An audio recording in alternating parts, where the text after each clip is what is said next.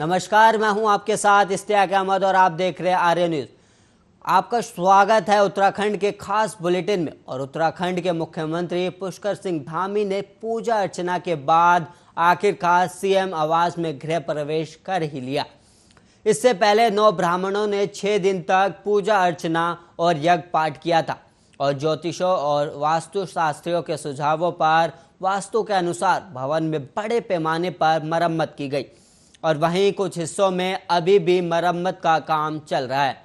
और वास्तु के अनुसार आवास की खिड़कियों, कमरों, बैठक, भोजनालय, चूल्हे, पानी की स्थिति में बदलाव किया गया है और वहीं अभी भी कई कोनों में बदले का काम जारी है। सोमवार को आचार्य डॉक्टर संतोष खंडूनी ने पूजा अर्चना के बाद मुख्यमंत्री पुष्कर सिंह धामी और उनके परिवार को गृह प्रवेश करवाया। और मुख्यमंत्री आवास को लेकर यह धारणा है कि जो भी मुख्यमंत्री यहां रहा वो अपने कार्यकाल पूरा नहीं कर सका और सबसे पहले यहां रहने वाले पूर्व मुख्यमंत्री डॉक्टर रमेश पोखरियाल निशंक की असमयी विदाई हो गई थी, जिसके बाद से ये लोगों में धारणाएं बनी हुई है।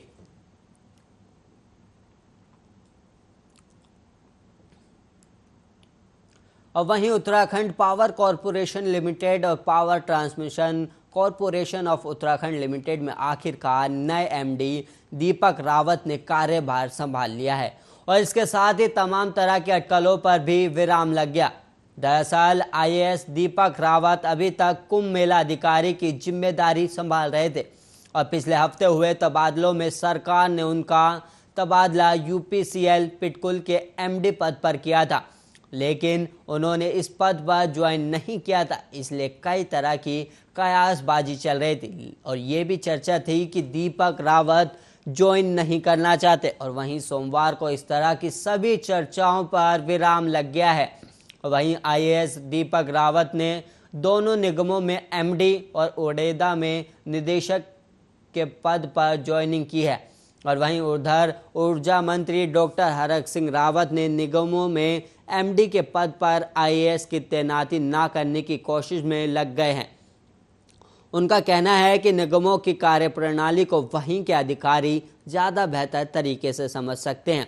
और वहीं आईएएस अधिकारी दीपक रावत मूल रूप से मसूरी के निवासी हैं और वे अपनी खास कार्यशैली के लिए काफ़ी चर्चाओं में रहते हैं और उनके प्रशंसकों ने दीपक रावत फैंस क्लब के नाम से फेसबुक पर पेज भी बनाया हुआ है। और मसूरी में प्रारंभिक शिक्षा के बाद दिल्ली के हंसराज कॉलेज से उन्होंने इतिहास में स्नातक की पढ़ाई की है और इसके बाद जेएनयू से एमफिल किया। और वहीं बताया जाता है कि उच्च शिक्षा के दौरान दीपक रावत की मुलाकात बिहार के होनहार छात्रों से हुई और ये छात्र यूपीएससी की तैयारी कर रहे थे। उनसे प्रभावित होकर इन्होंने भी तैयारी शुरू कर दी और 2007 में दीपक रावत ने सिविल सेवा परीक्षा पास की और वो उत्तराखंड कैडर के अफसर बन गए और हरिद्वार या इससे पूर्व के कार्यकाल में अपनी कार्यशैली से वे लोगों के बीच काफ़ी लोकप्रिय रहे हैं।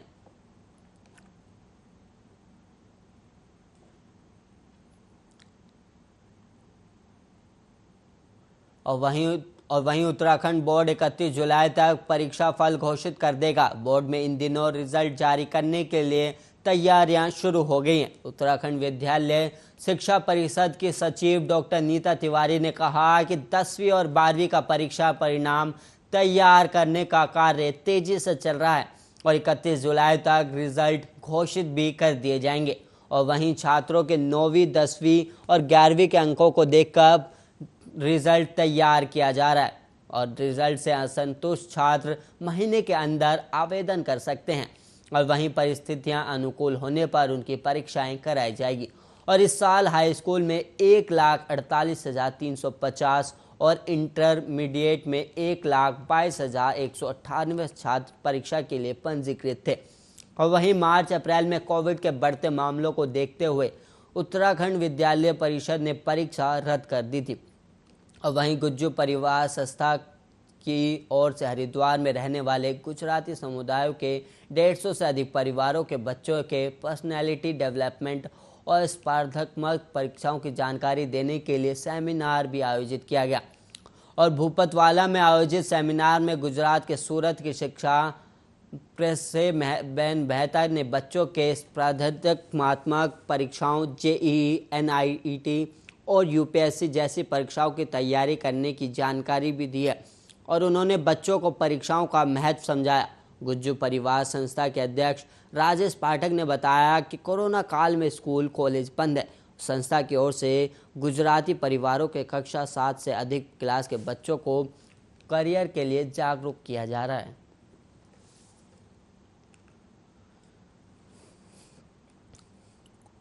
और वहीं उत्तराखंड के पर्वतीय क्षेत्रों में छोटे व्यवसाय शुरू करने के लिए सरकार 50% तक सब्सिडी देगी और जल्द ही प्रदेश में मुख्यमंत्री स्वरोजगार अति सूक्ष्म योजना शुरू की जाएगी। इसके लिए उद्योग विभाग ने तैयारियां पूरी कर ली हैं और व्यवसाय के लिए बैंक से 10,000 ऋण लेने पर 5,000 सरकार की तरफ से सब्सिडी दी जाएगी। और वहीं ग्रामीण क्षेत्रों में स्वरोजगार को बढ़ावा देने के लिए सरकार ने मुख्यमंत्री स्वराज अति सूक्ष्म योजना तैयार की है। और वहीं शहरी क्षेत्रों में रेहड़ी पटरी और फेरी विक्रेताओं के आजीविका के संरक्षण के लिए केंद्र सरकार ने स्ट्रीट वेंडर्स आत्मनिर्भर निधि योजना लागू की है। और वहीं अब प्रदेश सरकार ने ग्रामीण क्षेत्रों में छोटे व्यवसाय के माध्यम से रोजगार की योजना बनाई है। कोविड महामारी में काफ़ी संख्या में राज्य के प्रवासी वापस अपने गांव लौटे हैं, जिसमें अधिकतर लोग अपना रोजगार छोड़कर आए हैं। ऐसे लोगों को योजना में स्वरोजगार शुरू करने का मौका मिला है। उद्योग निदेशक सुधीर चंद्र नोटियाल का कहना है कि मुख्यमंत्री स्वरोजगार अति सूक्ष्म योजना को जल्द शुभारंभ किया जाएगा। इसके लिए विभाग ने तैयारियां पूरी कर दी हैं। योजना में छोटा व्यवसाय शुरू करने के लिए अधिकतम 10,000 का ऋण मिलेगा, जिसमें 5,000 या फिर 50% सब्सिडी सरकार की ओर से दी जाएगी।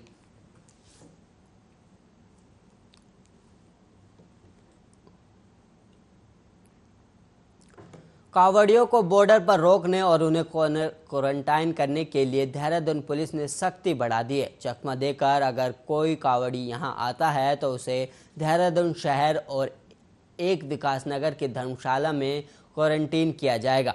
इसके साथ ही आशा रोडी समेत कई बॉर्डरों पर फोर्स की संख्या भी बढ़ा दी गई।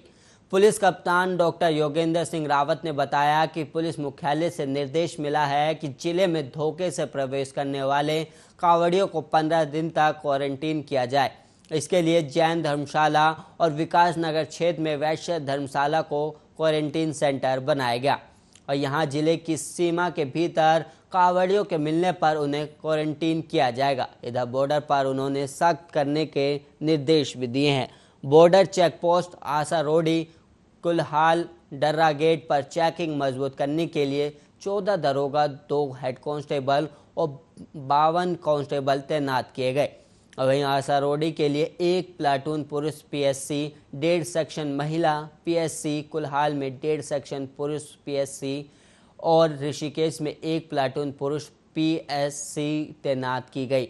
और वहीं फॉलो में हुक्का पीने वाले 20 पर्यटकों का चालान भी टिहरी गढ़वाल स्थित कैंपेटी फॉल में कोविड गाइडलाइन के उल्लंघन और सार्वजनिक स्थानों पर हुक्का पीने के आरोप में 20 पर्यटकों को चालान कर दिया गया। और वहीं बिना कोरोना जांच रिपोर्ट, होटल बुकिंग और स्मार्ट सिटी पोर्टल पर रजिस्ट्रेशन कराए पहुंचे 76 पर्यटकों को वापस भेज दिया गया। और वहीं थाना अध्यक्ष कैंपेटी नवीन चंद्र जुराल ने बताया कि कैंपेटी फॉल में सख्ती के साथ कोरोना गाइडलाइन का पालन कराया जा रहा है। कैंपेटी में बिना मास्क के 31, सोशल डिस्टेंसिंग के उल्लंघन करने पर 17 और पुलिस एक्ट में 4, एमवी एक्ट में 3 पर्यटकों का चालान किया गया।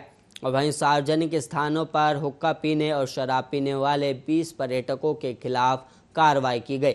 इसके अलावा बिना कोरोना जांच रिपोर्ट, होटल बुकिंग और स्मार्ट सिटी पोर्टल पर रजिस्टर नहीं करने वाले 17 वाहनों के 76 पर्यटकों को वापस भेजा गया।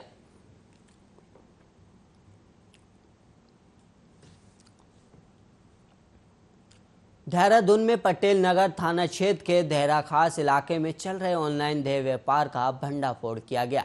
पुलिस ने 6 युवकों को समेत 13 आरोपियों को गिरफ्तार कर लिया। और वहीं बताया जा रहा है कि ये सभी ऑनलाइन एस्कॉर्ट सर्विस के माध्यम से बुकिंग करते थे। इंस्पेक्टर पटेल नगर प्रदीप राणा ने बताया कि देव ऋषि एनक्लेव से देह व्यापार के चलन की सूचना मिली थी। इस पर पुलिस ने देव ऋषि एनक्लेव लेन 7 स्थित मकान में छापा मारा और वहां ऑनलाइन कॉलगर सप्लाई का हेडक्वार्टर बनाकर व्यापार चलाया जा रहा था। पुलिस ने दबिश देकर 6 महिला समेत 13 आरोपी पकड़े हैं और मौके पर भी पुलिस को आपत्तिजनक स्थिति में लोग मिले। पुलिस ने सरगना अजय कुशवाहा और वरुण ठर्फ साहिल को गिरफ्तार किया और वो ऑनलाइन ग्राहक ढूंढता था। एस्कॉर्ट सर्विस के लिए वह ऑनलाइन बुकिंग करने के साथ ही व्हाट्सएप से बुकिंग लेता था। इसके लिए ऑनलाइन महिलाओं के फोटो भेजे जाते थे। इसके बाद मोटी रकम लेकर बुकिंग होती थी। कई बार अपार्टमेंट में होती थी तो कई बार महिलाएं ग्राहकों के साथ भेजी जाती थी। मौके से पुलिस ने लैपटॉप और कई मोबाइल कब्जे में लिए हैं। सोशल मीडिया पर फोटो अपलोड कर युवतियां भी करती थी बुकिंग और आमतौर पर देखा जाता है कि ऐसे मामलों में दलालों के हाथ ही सारी बुकिंग का खेल किया जाता है, लेकिन यहां पर युवतियां भी अपने फोटो को सोशल मीडिया पर अपलोड करती थी। इसके माध्यम से ही एक रात या उससे अधिक समय सीमा की कीमत तय की जाती थी। यही कारण है कि पुलिस ने लड़कियों को आरोपी बनाया है।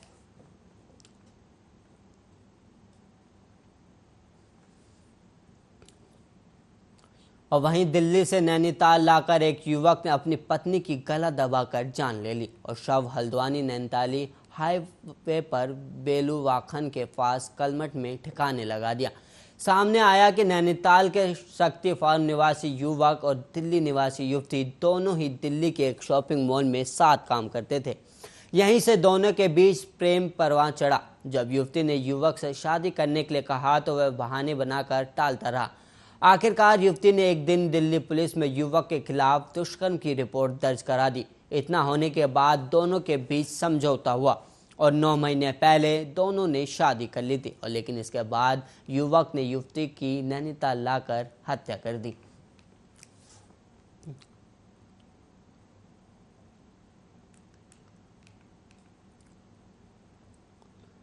उत्तराखंड के तीनों निगमों के ऊर्जा कर्मियों की सचिव और फिर मुख्य सचिव से वार्ता विफल हो गई है। उत्तराखंड विद्युत अधिकारी कर्मचारी संयुक्त संघर्ष मोर्चा ने सोमवार रात 12 बजे से हड़ताल शुरू कर दी है।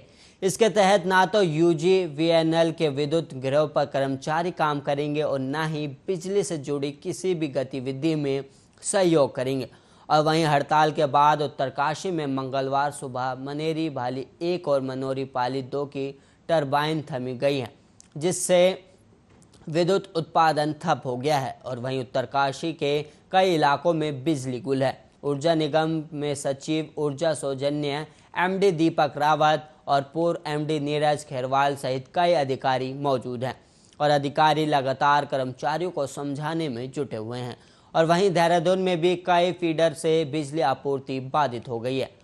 देहरादून के सभी बिजली घरों में ताले लटके हैं। अधिकारियों के मोबाइल बंद है। उधर बिजली कटने की वजह से लोग भी काफ़ी परेशान हो रहे हैं।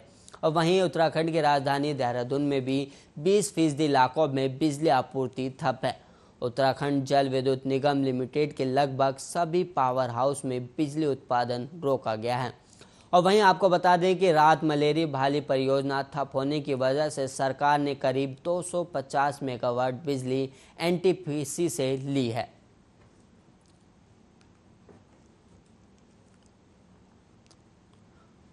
और वहीं उत्तराखंड में मौसम ने फिर करवट बदली है। राजधानी देहरादून समेत प्रदेश के कई इलाकों में मंगलवार सुबह से ही बारिश जारी है। और वहीं यमुनोत्री हाईवे खनेड़ा पुल के पास मलबा और बोल्डर आने से बंद हो गया है। हाईवे को खोलने के लिए जेसीबी लगाई गई। और उधर मौसम विभाग ने देहरादून समेत 5 जिलों में अगले 24 घंटे के भीतर भारी बारिश की संभावना जताई है। पिथौरागढ़, बागेश्वर, नैनीताल, पौड़ी जैसे जिलों के लिए रेड अलर्ट जारी किया गया।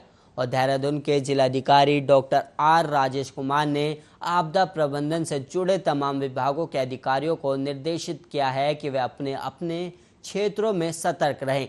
और वहीं उप जिलाधिकारियों को अपने अपने इलाकों से आपदा प्रबंधन से जुड़ी तमाम जानकारियां लेने के साथ ही आपदा प्रबंधन विभाग को मुहैया कराने के लिए निर्देश किया गया है।